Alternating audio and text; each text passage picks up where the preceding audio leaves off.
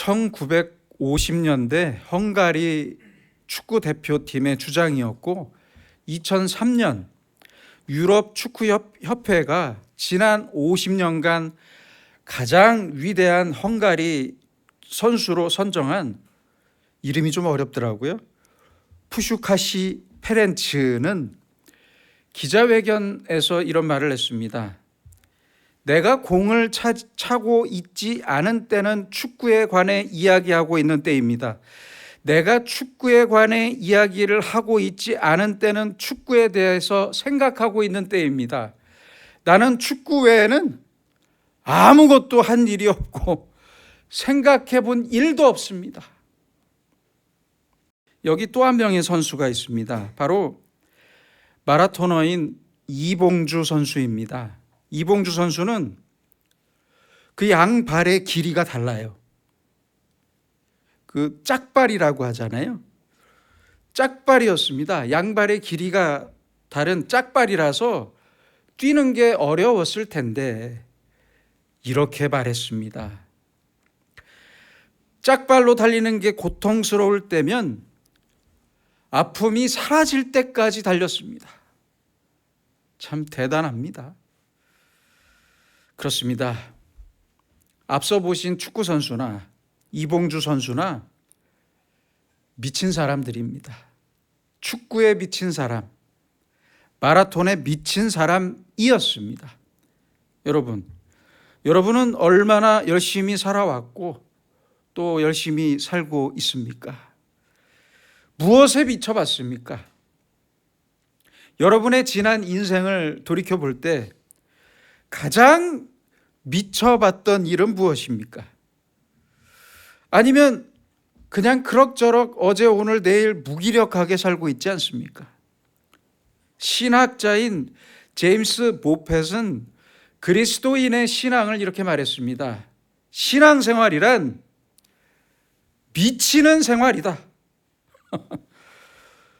고린도후서 5장 13절에서도 바울은 말씀합니다. 우리가 만일 미쳤어도 하나님을 위한 것이다. 나는 예수 그리스도에게 하나님께 미친 사람이다 라는 뜻이에요. 여기에서 미쳤다는 표현은 이성을 잃거나 실성했다는 말이 아닙니다. 미쳤다는 표현은 한 가지 일에 열심히 몰두하고 열심히 노력하면서 즐기는 것입니다. 노력만 하는 게 아니에요. 즐기는 거예요. 열정과 열심을 가지고 자기 일에 몰두합니다. 그리고 행복합니다. 저는 중학교, 고등학교 때 기타 칠 때가 그렇게 행복했어요. 여러분은 하나님을 위해 얼마나 미쳤습니까? 얼마나 미쳐봤습니까? 얼마나 미쳐 있습니까? 돌아보시기 바랍니다. 지금까지 여러분은 얼마나 교회를 다니셨습니까?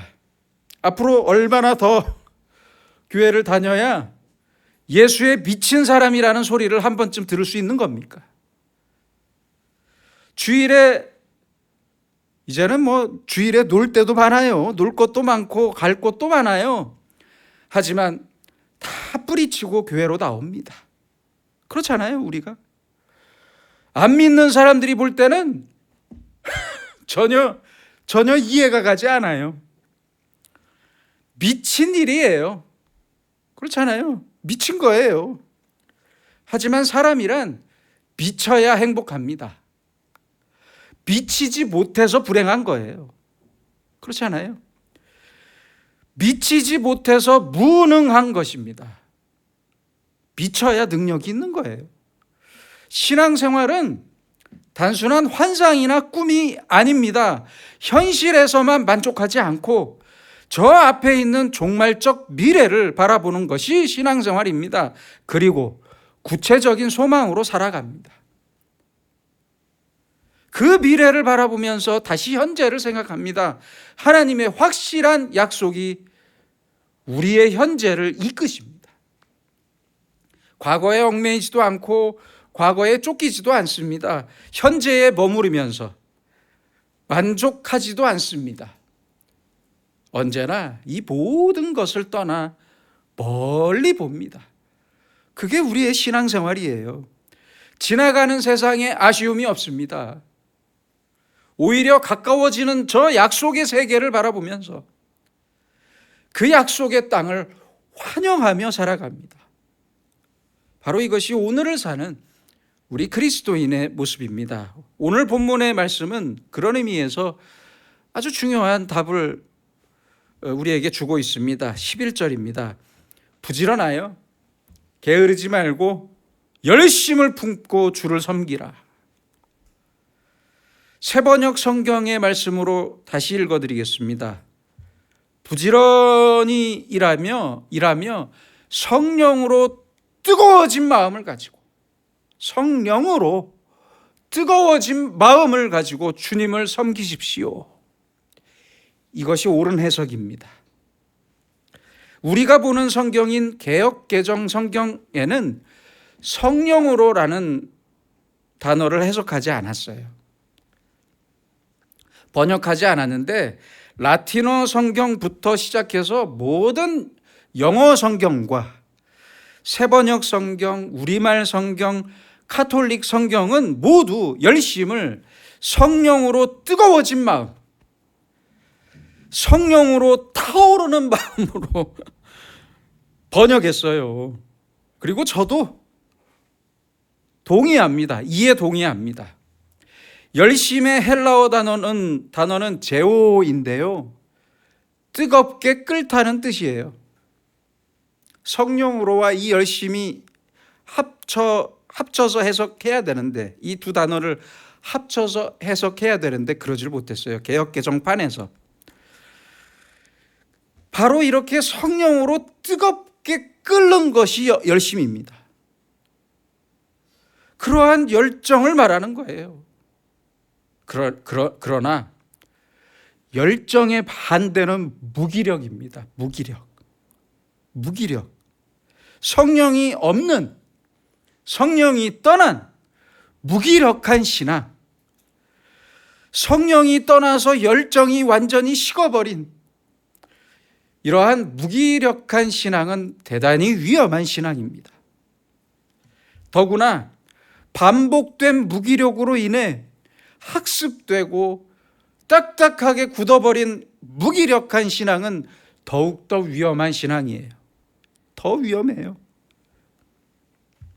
1977년 로저 포솔트 박사가 발표한 강제 수용 검사라는 실험이 있습니다. 사진처럼 실험용 쥐를 발이 닿지 않아 탈출할 수 없는 유리 실린더의 물속에 넣으면 어떻겠어요?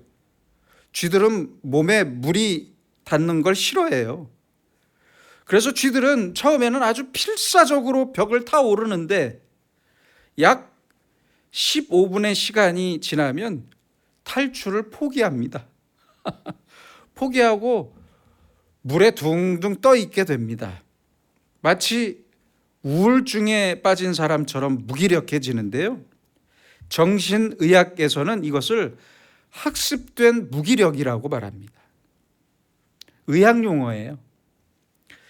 그런데 이 쥐들을 건져서 물기를 닦아주고 몇 분간 쉬게 한 다음에 참 잔인하게 들릴 수도 있겠지만 다시 유리 실린더에 넣으면, 저 물속에 넣으면 15분도 버티지 못했던 쥐들이 무려 60시간을 버틴다고 합니다. 실험으로 밝혀졌어요. 가장 길게 버틴 쥐의 기록은 80시간이었대요. 80시간. 여러분은 학습된 무기력 때문에 지금 희망을 잃고 우울하십니까? 혹시 그러진 않습니까? 아니면 내일의 소망을 가지고 다시 힘을 내며 살고 있습니까? 돌아보시길 바랍니다. 그렇습니다. 우리의 무기력한 신앙생활도 우리의 신앙을 좀먹고 우리를 더욱 무기력하게 만들어서 신앙의 아주 작은 불씨마저 꺼트려 버리고 맙니다. 그래서 오늘의 바울은 이렇게 부르짖고 있는 거예요. 주님을 섬겨라. 부지런히 일하고 성령으로 뜨거워진 마음을 가지고 주님을 섬겨라. 그렇습니다. 이런 거 저런 거 생각하지 따지지 말고 열심히 섬겨야 합니다.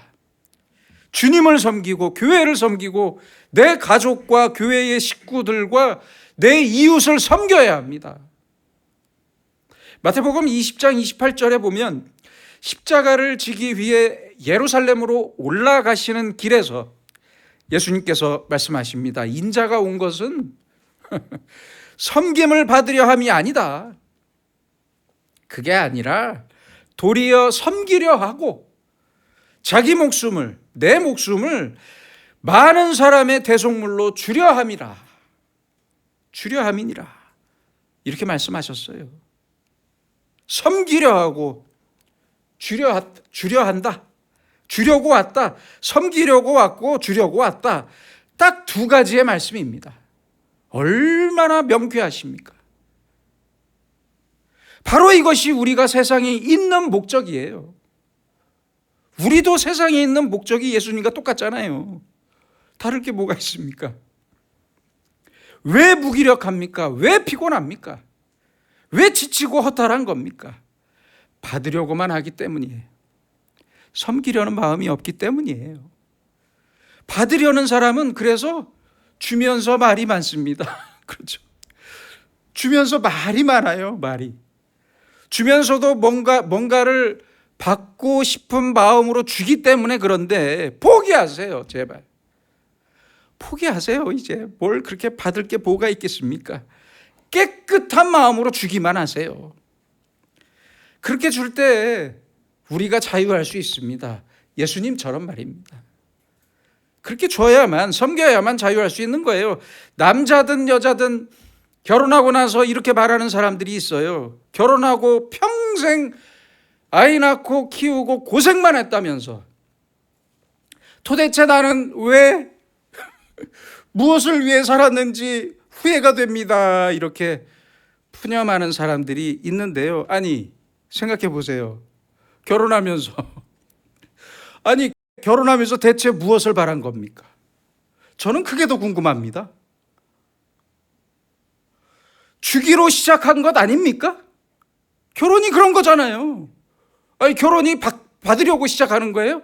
그럼 결혼하지 마세요. 서로 힘듭니다. 아니, 주기로 시작한 것 아닙니까?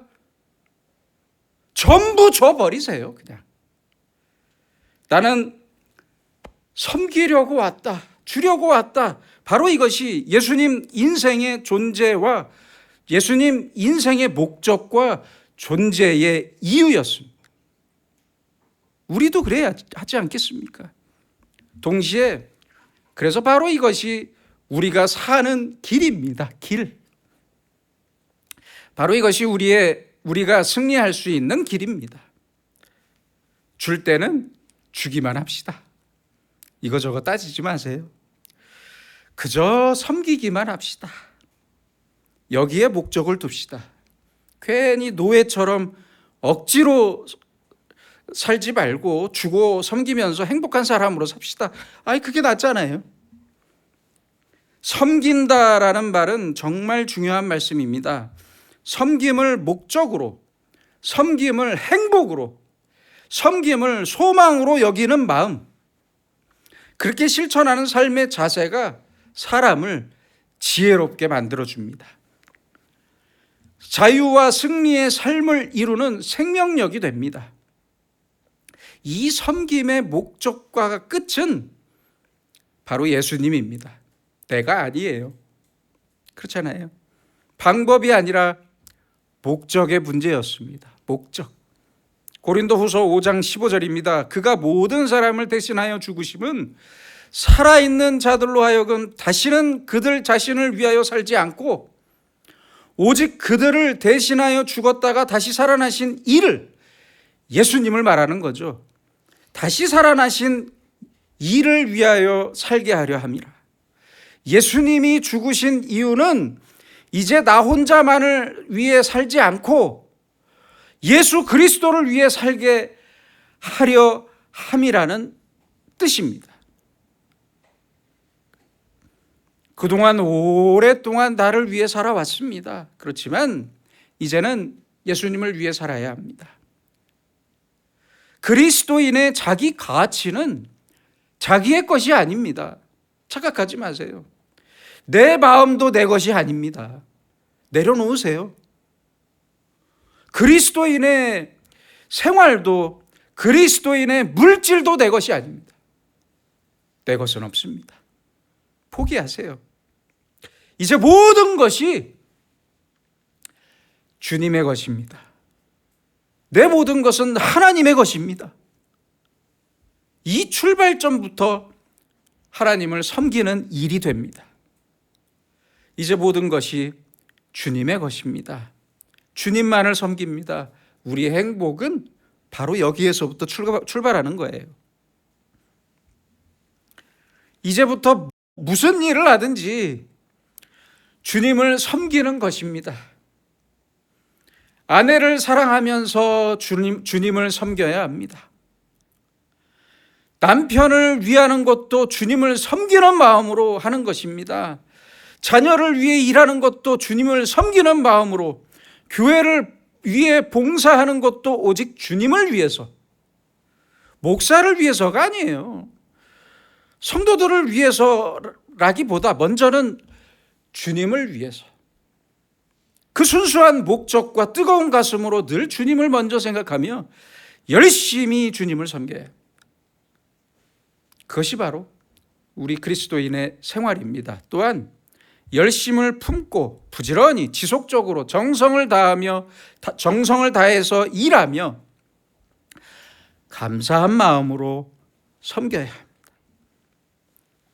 그리고 모든 결과는 오직 주님께 맡기면서 섬겨야 합니다. 섬긴다고 결과가 다 좋은 건 아니잖아요. 19절 예수님의 말씀을 보세요. 원수라고 표현하십니다. 원수 갚는 것이 내게 있으니 내가 갚으리라 라는 예수님의 말씀을 사도 바울이 대신 전하고 있습니다. 결과는 오직 하나님의 손에 있다는 뜻입니다. 20절입니다. 내 원수가 줄이거든 먹이고 목마르거든 마시게 하라.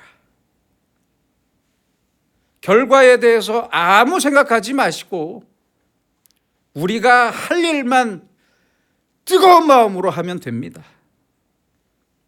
결과를 먼저 생각하는 사람은 아무 일도 못해요. 어떻게 일을 하겠어요? 결과를 먼저 생각하는데. 아무 일도 못합니다. 할 수 있는 일이 없어요. 저 원수에게도 먹이고 저 원수도 마시게 하는 것이 바로 우리의 할 일입니다. 뜨거운 마음으로 하나님을 섬기는 사람이 당연히 해야 할 일입니다. 이것이 바로 하나님을 섬기는 거예요. 그 뒤는 생각하지 맙시다. 그 뒤는 생각하지 맙시다. 결과는 오직 하나님의 손에 있기 때문입니다. 하나님의 손에 맡기세요. 미국의 어느 변호사가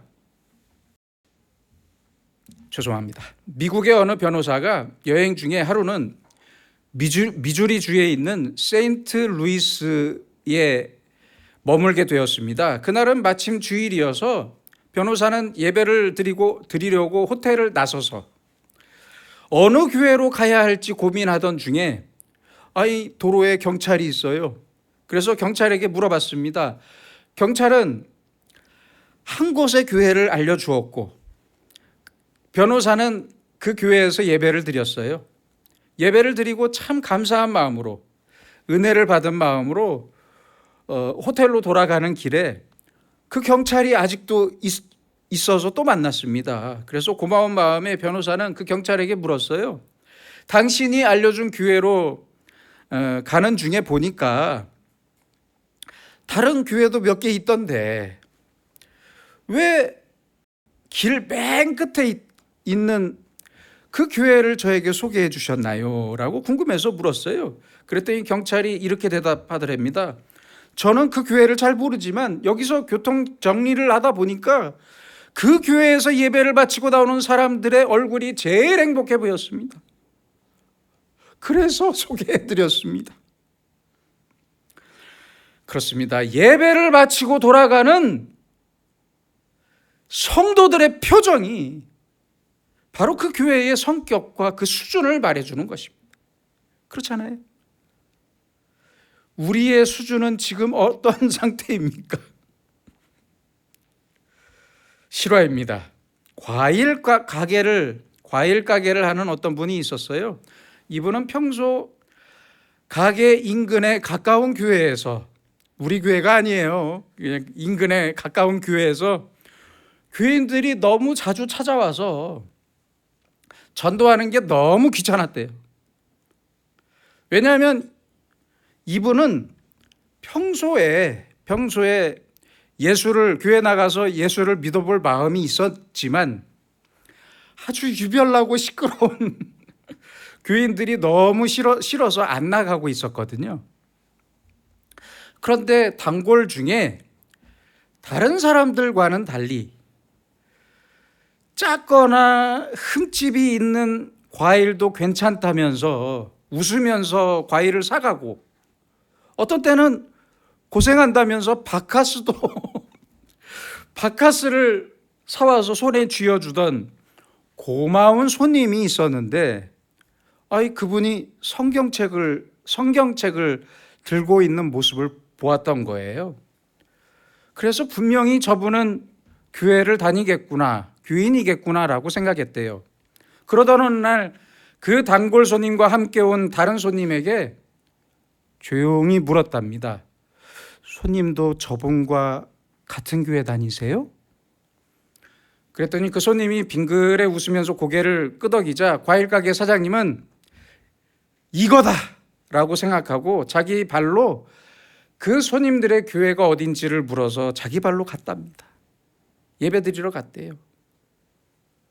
그렇게 교회에 나가게 됐대요.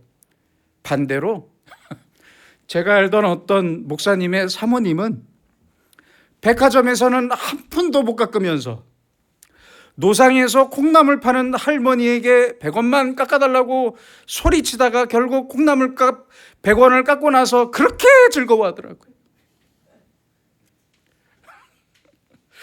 아들이 대학 간 줄 알았어요. 저는 너무 좋아하더라고요. 여러분, 이 두 사진을 보세요. 무엇이 하나님을 섬기는 모습입니까? 솔직하게 보세요. 솔직하게. 가슴에 손을 얹고 골라보세요. 무엇이 하나님을 섬기는 모습입니까? 누구를 어떻게 섬겨야 하는 것입니까? 대체 누구를 위해 종을 울려야 하는 것입니까? 낭만 닥터 김사부라는 드라마에서 주인공인 김사부는 이름이 김사부예요. 주인공인 김사부는 이런 말을 했습니다. 누가 그럽디다 포기하는 순간 핑계거리를 찾게 되고 할 수 있다고 생각하는 순간에 방법을 찾는다고. 아주 옳은 말이라고 생각해요. 이제 얼마 남지 않은 우리의 인생을 우리는 어떻게 살아야 합니까? 포기하지 맙시다. 아직 시간이 있어요. 포기하지 맙시다. 목적을 분명히 알고 삽시다. 분명히 세우고 삽시다. 성령의 뜨거운 마음으로 늘 조용히 섬기며 삽시다. 학습되고 굳어버린, 그래서 무기력해진 신앙인으로 살지 말고, 그런 신앙생활로 살지 말고 예수님의 말씀을 따라 열심히 삽시다. 깨끗한 마음으로 오직 주님만을 섬기며 삽시다. 섬김 받겠다, 섬김 받아야만 한다는 마음은 이제 모두 버리고 섬기며 삽시다. 우리의 가슴과 뜻은 오직 예수님만 생각하고 하나님만 소망하면서 성령의 뜨거운 마음으로 열심히 살고 내 가족과 내 이웃을 섬기며 삽시다. 이러한 우리의 인생에 참된 소망과 지혜와 능력과 생명력이 있습니다. 이제 21절 바울의 결론을 보세요. 악에게 지지 말고 선으로 악을 이기라. 악을 이기고 원수도 이겨야 합니다. 핍박하는 자도 이겨야 합니다. 그런데 어떻게 이기는 겁니까? 바로 선으로 이기는 거예요. 선. 그래서 악한 사람과 똑같아지면 안 됩니다. 똑같아지면 안 돼요. 자랑하는 사람과 나도 함께 자랑하려고 하지 마세요. 어리석은 사람과 나도 함께 어리석어지려고 하지 마세요. 교만한 사람과 함께 교만해지지 마세요. 악으로 선을 이기고 미움으로 사랑을 이기고 교만으로 겸손을 이기는 삶이 아니라 선으로 악을 이기고 사랑으로 미움을 이기고 겸손으로 교만을 이깁시다. 선으로 악을 이겨라. 겸손으로 교만을 이기고 우리의 정결함으로 부정을 이기고 진리의 말씀으로 거짓을 이기고 사랑으로 미움을 이기며 삽시다. 성령의 은사와 능력을 구하면서 뜨거운 마음으로 성령님께서 주시는 뜨거운 마음으로 열심히 하나님을 섬길 때 우리는 악을 이기고 하나님의 큰 능력을 끝날까지 누리며 살 수 있습니다. 기도하겠습니다. 우리를 사랑하시는 아버지 하나님, 우리는 보잘것없고 그럴 만한 사람도 못 되지만 우리를 섬기러 오셨고 그 목적대로 십자가에 죽으신 주님을 생각합니다. 나의 어리석음과 무기력으로 주님을 제대로 섬기지 못했던 우리를 불쌍히 여기셔서 이제부터는 성령님께서 우리의 마음을 사랑으로 뜨겁게 만들어 주시고 오직 주님을 섬기는 마음으로 불타오르게 하옵소서. 섬길 만한 사람이나 상황만을 생각하는 수동적이고 무기력하고 굳어버린 삶을 버리고 이제는 저 앞에 천국을 소망하면서 깨끗하고 넉넉한 마음으로 주님을 섬기듯 내 가족과 교회와 이웃을 열심히 섬기고 선으로 악을 이기면서 올바른 신앙인의 자유와 평강으로 살게 하여 주시옵소서. 예수님의 이름으로 기도드립니다. 아멘.